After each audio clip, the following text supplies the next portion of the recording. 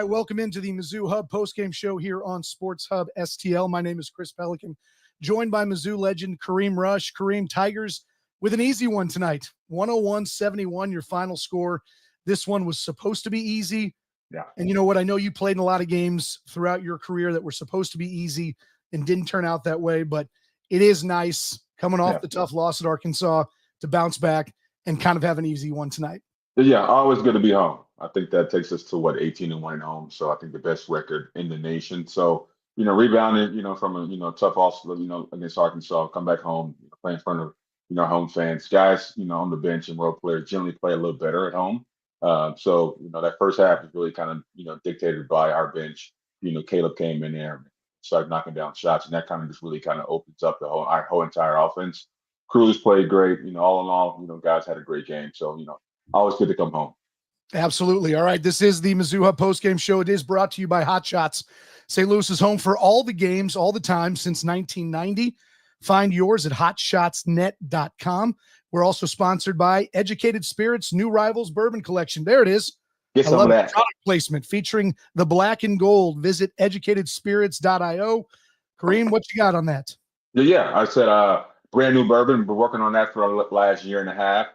Launching that with the KUMU rivalry. I honor both myself and my brother. But big shout out to everyone who's ordered, so far. We had a nice spike in of orders at the last simulcast, last five games last week. So I appreciate all the black and gold fans out there, putting in those orders and keep them coming. I really appreciate the support. Well, I tell you what, Kareem's got his bourbon to drink. I need one myself. I got you. This show is about, we need some help. Right. So, folks, I know it's a little bit late. It's a Tuesday night, but let's get your comments flowing. Feel free to jump into the chat. Please hit that subscribe button on the bottom of your screen. That's going to help us out quite a bit, but we'd love to hear your thoughts on a game that, again, maybe lacked in the drama that we saw over the weekend, certainly last week against Alabama. Kareem, I guess when I look at this game, the one thing that you and I were texting about early on was, low energy coming out of the gate, right? And you can understand, right? I mean, this is a team that has won one game in the SEC. Granted, it was the last one they played. Tuesday night, 8:00 tip.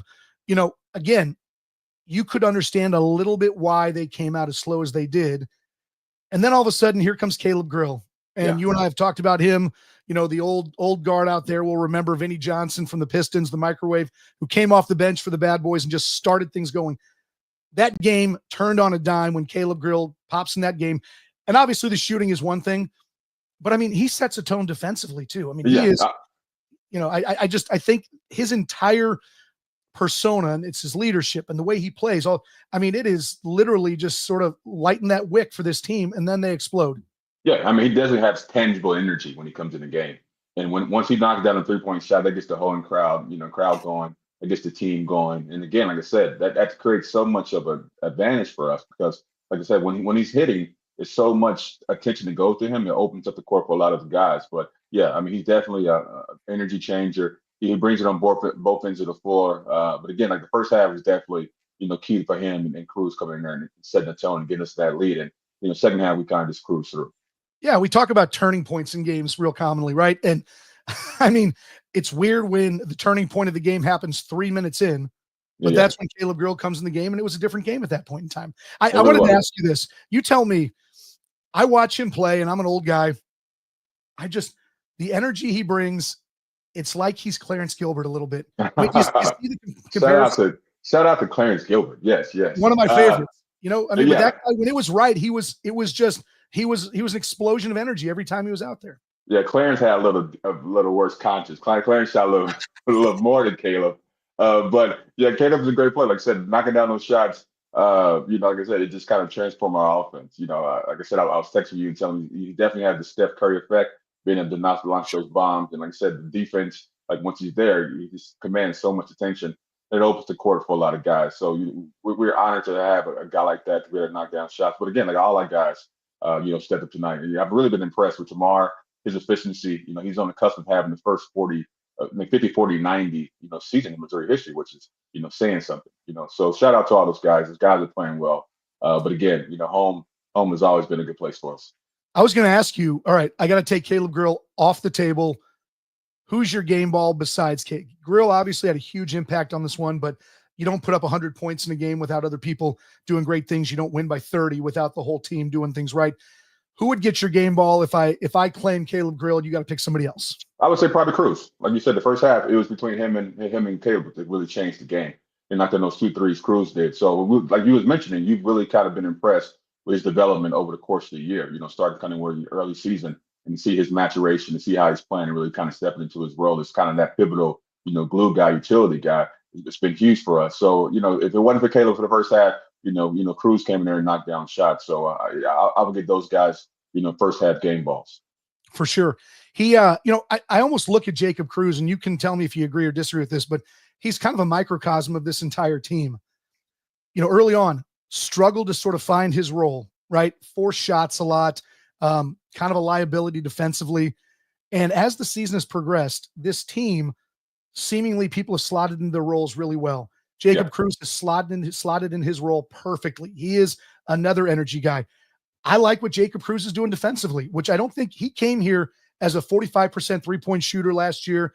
Tennessee Martin, we all thought he was going to be an offensive guy, but he is 6'9", so he does offer you a little bit of size, and he's embracing kind of the active hands. Sometimes he's got some tough matchups rebounding wise, but I mean, I'll give the guy credit. I just think that his minutes are good quality minutes. He competes, and that's all you want from bench guys. Come out and compete. Didn't know much about him going into this year, but like I said, I've been impressed, over the course of the year to kind of see him fill in those roles and kind of fit, solidly as a key player. Not just kind of limiting to the three-point shot, like you said, having tenacity on defense, playing scrappy, playing hard, which is a skill in itself. So, like I said, I've been really impressed. It's kind of the overall depth of our team. I think that's kind of one of our strong suits. Like you mentioned, we almost had 7 guys in double figures tonight. So any given night, somebody can step before us. But Jake just really kind of stepped in nice, to his role. Yeah. Now, Kareem, Mr. Speedo,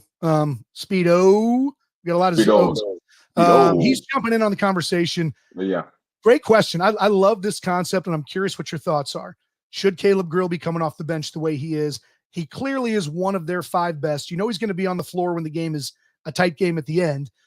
Your thoughts on him moving from a starting role early on in the year to a bench player? What are your thoughts? I think he stays right where he is. I think they found a nice mesh of what he does. He comes in hunting shots, but then playing against that second unit, he's usually playing against a worse defender. So I think he's in a perfect position. He comes in there, instant offense, and once he's going, he kind of gets us going. So he's there to finish the game. But I think having that potent 6-man, coming off the bench is the perfect spot for him. 100%. Kev Boss Beld was jumping in on this one, and he just asked if we think this is the strongest team we've ever seen. You and I are. It's a tough one, right? Because you and I are roughly. Kareem, you're a younger guy. You're 3 years younger than I am, I believe. If I'm doing my math right, you look 30 years younger than me, so we got that going for us. But I'm a Mizzou fan from the time I'm 6 years old. Yeah. It's tough to say when you talk about the Melvin Booker, Kelly Thames vintage teams under Norm Stewart. There were times when you were there, some of the Quinn Snyder teams had talent that was just oozing on and off the court, which is, again, why you guys got to an Elite Eight at one point in time. So, I will say, I don't know that I'm going to put this up against, that team. We got a few different teams. The Melvin Booker teams were fantastic. The closest they ever got really to a Final Four was running into Khalid Reeves and Damon Stoudemire in an Elite Eight game. Yeah. I can't remember what year that was. Was that 1989, 90-ish in that range? That's a really, really good team. But you know what? I mean, what I'll say about this team, and you tell me if you disagree, they are as well-rounded of a basketball team as I've seen. I mean, I cannot sit here and tell you, oh boy, there's no chance that we can beat this team because we are so weak in this area. Everything well. Yeah, we're up there. Like I said, I see Dave just chimed in. I think that Damon English team in 2012, 2013, really good. Incredible. Yeah, my Dennis team, an incredible team. But as far as depth from 1 to 12, this might be the best team that we've had, that I've seen. I said a lot of guys, like I said, have just kind of fell in and found their roles. You guys got guys like Warwick, who been 20-point scorers. And coming now, he's kind of a bench player and a role player. So Dennis has done an amazing job to get these guys playing as a cohesive unit. We're finding the right, formula to what we do. And like I said, we're playing the best ball towards the end of the season. So, we got 3 games to go. Hopefully we can kind of stay and I think we moved in the top 4 of the SEC, so we get the double bye as of now. Depending on how the season ends, I'm not quite sure where we might stack up, but I think we're playing our best ball, going into tournament time, and sky's the limit for this team. I know that people have been saying San Antonio, but I truly believe this team is the second weakened team. They're not further, but again, that comes down to how well you plan. Once that March Madness starts. When they're on, they are really, really tough to beat. This is the Mizzou Hub postgame show on Sports Hub STL. This Thursday night, though, folks, be sure to join us for the Sports Hub STL kickoff party at the new Hot Shots on Lindbergh in Lime. Come meet the team and enjoy great food and drink specials. The party starts at 6. Blues game starts in Washington at 6. We're going to watch that game, have a great prize giveaway, and the Blues Hub postgame show will be broadcast live after the game. We'll love to have you in there chiming in. 2 lucky Blues fans that night and a few of their friends will win the very first Sports Hub STL St. Louis sports experience. Now, that's going to include watching a Blues road game at a private party with Blues alums, Sports Hub STL staff, and more. That's going to be a heck of a lot of fun. You want a chance to win that? Who doesn't? Come on out to the Sports Hub STL kickoff party this Thursday night at the all-new Hot Shots on Lindbergh in Lime. Hot Shots, St. Louis's home for all the games, all the time since 1990. Find yours at hotshots.net.com. Funny thing too, Kareem, right before this game goes on, we see Florida lose on the road at Georgia. This SEC, I mean, it's crazy. And I want to know your opinion. At least you talked about the top 4 and getting that double bye. At this point in time, we're just talking about seeding. And Joe Lunardi's got Mizzou right now as a 5 seed. Yep. He's got Kentucky as a 3 seed. I'm a little bit confused on some of his math on this, but the guy's got a track record. Do you want that double bye more than anything? Or is it a deal where it might not be the worst idea to get one more nice resume win against a top 8 team, which is what you would see more than likely in that the round of 16, I guess at that point, or the second round, whatever it would be. What are your thoughts on how important it is to get that? I'm not really too crazy about the double bye, especially as well we play. I think one bye is good. If guys get hurt, then you get a little bit of rest. But I think a double bye, that can be tough to come back a little rust. You never want to be too many days off. But again, we'll see. The games are back to back, so it may not matter anyway. But I think just like I said, playing as well as we possibly can going to the tournament. Get to the quarterfinals, get to the finals of the SEC tournament. It sets us up pretty nicely for March Madness.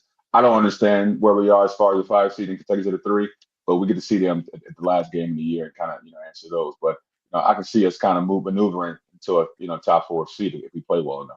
Well, and that's the thing. I mean, the schedule down the stretch, it's against 3.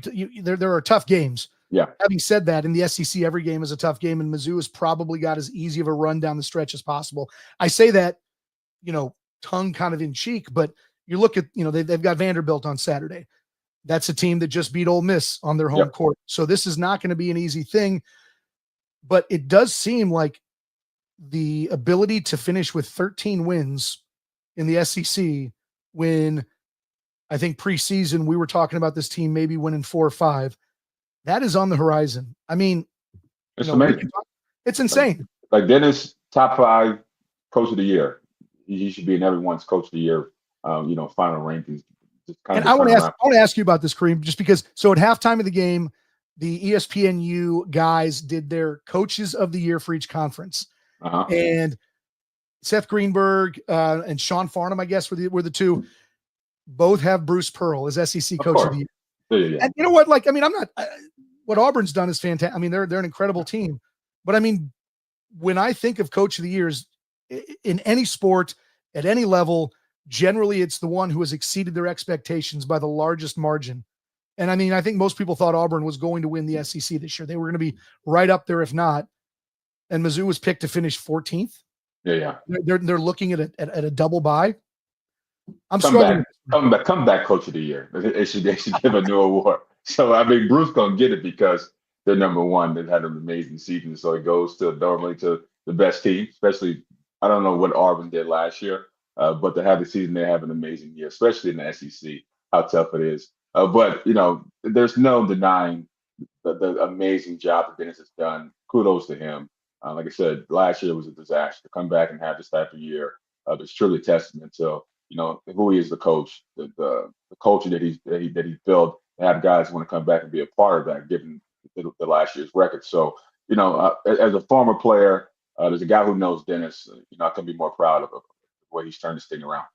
Yeah, well, they're not going to ask me, but I would still vote for Dennis Gates over Bruce Pearl, Same, based on always. all of the factors that happened last year, what he's done with this group. And I'm telling you, I look at this team, I look at how they played against Alabama, I look at how they played the entire conference season, which, the truth is that they've had some bad games. Texas was a bad game.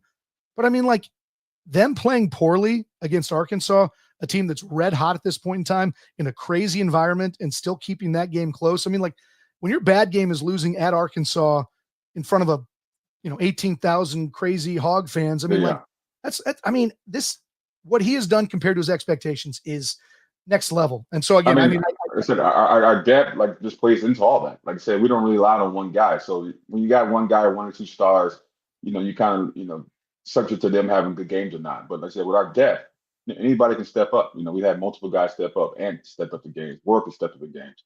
Obviously Caleb and the guys from the bench have stepped up. So the depth that we have, sets us up for, like I said, an incredible deep run.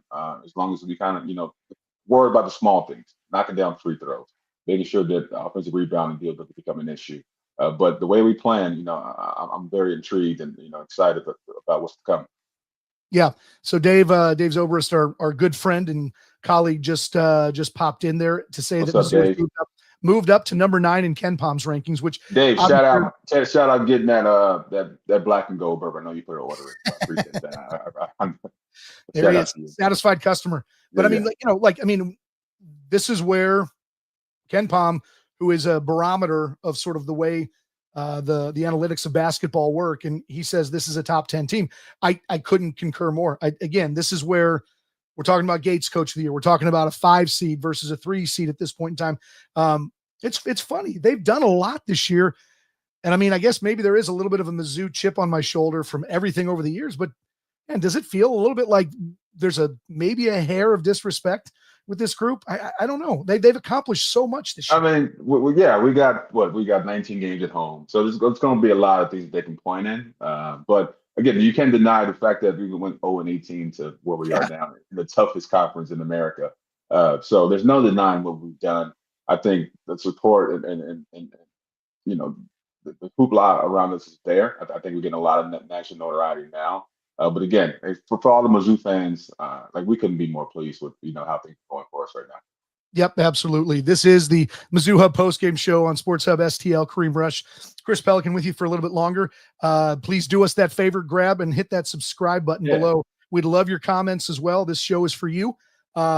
We did get a comment from just straight off from the Sports Hub. What time did I like to play? 7:30 is a little late. I mean, I'm an old man now, so that's like normal my bedtime. But a 7:00 primetime game would have been perfect. You want the bright lights. You want the ESPN.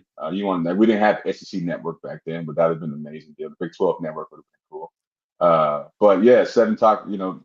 Primetime games are cool. Yeah. What? Tell me about this. I'm just curious. You play an 8:00 game. You get done, 10:15, you're off the court. What happens before? How long is it before you're able to actually get in your bed and get ready for the next day? I mean, I know you probably got to talk to coaches. You got to shower up. I mean, like, what is post game like for Kareem? Depends on the night. It might be a field house night back in the day. Who knows? Who knows? It might have been one of those. Friday night. Friday night. Yeah, Friday night. It might be a night out. But normally, 10:00 game. I mean, 8:00 game. You might get out of there by 11:30. You still want to ice. You still want to hang out. Get home and go to sleep. You had class the next day, right, Kareem? Yeah. Class is important. All right. While we're talking about matters of degeneration, like drinking after Mizzou games, how about the line on tonight's game? For those of you who maybe wagered something, anywhere between 12.5 and 14.5. That one looked like it was going to be covered by about 8:15 tonight. So, this is, in doing a little research, I want to tell you, folks, I think we got an inside tip that you need to keep in mind. Mizzou has played in 15 games this year. Kareem, how many of those do you think they have covered the spread? 15 conference games, excuse me. 15 conference, I would say we've covered 12. I mean, I can't stump you. 12-3 There against the you spread. go. Boom, That's it. boom. And I'm not even a gambler. Shout out to we need Dave set it up. We need Underdog. We need DraftKings. We need MGM to sponsor the show. Get it I done. mean, it seems like that's an easy bet. And the over/under tonight, somewhere between 146 and 147. Again, Right I there. mean, they're blowing that thing, out by 30 points. So, Yeah. if you're in need of cash, how about Bet that? on Tiger. Bet on Black and Gold. There we go. There we There you go. go. And then I do have to give like the disclaimer: call 1-800-BETS-OFF if you have a problem. Yeah, if you got a problem, so I feel like seek help. that's got to be thrown in there at some point in time. Yeah. So, So Kareem, any closing thoughts from you about this team, this game, and then we talk about Vanderbilt coming up next Saturday, a 5 p.m. tip, a little bit of a weird time down in Nashville. Where's the mind got to be going into that game? Yeah. I mean, the mindset is closed out the season strong. Like I said, let's see if we can get a top 4 seed in the SEC tournament. Like I said, personally, I don't want to double by, but Dennis might want to rest some guys. I think guys are playing really well. Finishing out strong is the key. To our postseason run, which is really going to be the ultimate barometer of how well the season went. Regular season is one thing, but postseason is another thing. So we want to see this team, kind of keep progressing, keep playing strong, and like I said, let's make some noise in the SEC tournament and beyond. I like it. Eric Sontag jumping in to let us know that Mizzou is 20-8 against the first half spread this season. They do come out strong. There's no two ways about that. So, I mean, I just think we take first half lines, we take full lines, we take over-unders, and then we send our kids to college. Hey, guys, the Mizzou Hub postgame show is sponsored in part by Educated Spirits, New Rivals Bourbon Collection, featuring the black and gold. Taste the tradition in every sip from Educated Spirits, a company created by our very own Kareem Rush and his brother Brandon of Kansas notoriety. Disclaimer: every first 500 edition will be personally autographed by me and my brother, so you get a really cool collector's item to have on your bar and to showcase to all your black and gold friends. That is incredible. The brand, not just a product, celebration of legacy, culture, and the connections we share over a great drink. Educated Spirits is here to elevate every sip one story at a time. To pre-order, visit educatedspirits.io. And if you didn't hear that, we'll repeat it one more time. The first 500 bottles that go out have both Brandon and Kareem Rush's signature on it. Keeper's item. So I'd say order about 3 or 4 of those. There you go. Do that, and then hang on to the autographed ones and drink the ones that don't have the autograph on it. So there we go. I like it. That's educatedspirits.io for the new black and gold bourbon. Educated Spirits, taste the tradition in every sip. Cheers. All right, Kareem. We'll call it a night. So I will see you again on Saturday. Missouri Tigers improved to 21-7. They are now 10-5 in the SEC. They are sniffing that double bye that Kareem Rush does not want for our team. I do not want. but we'll take it. But I don't want it. We will take it if they somehow give it to us, for sure. So for Kareem Rush, I am Chris Pelikan. This is the Mizzou Hub postgame show on Sports Hub STL. We will see you next time.